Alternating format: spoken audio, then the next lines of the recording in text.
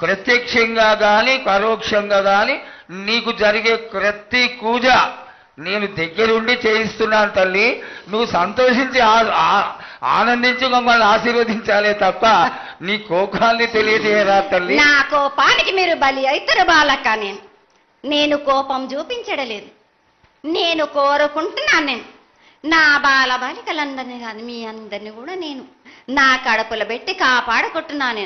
కానీ నేను ఇంత చుక్కలు రప్పించుకున్నా గాని నాకు సక్రమంగా నాకు పూజలు జరిపించండి బాలక. నేను వేడుకునేదే కాదు, నేను ఆజ్ఞ చేసిందంటే నా కన్ను ఎర్ర చేసిందంటే మీరు మాత్రం రక్తం గక్కుచోని చేస్తారు. అమ్మా అది వద్దు తల్లి, మాకు వద్దు. కాబట్టి నీకు శాంతి ఎల్లవేళలా ఏ ఏ విధాలుగా ఎంత చేయాలో అంతా చేస్తున్నాం. శాంతిగా నువ్వు మా మనసుల్లోకి చేరి అన్ని పూజలు చేయించుకో తల్లి.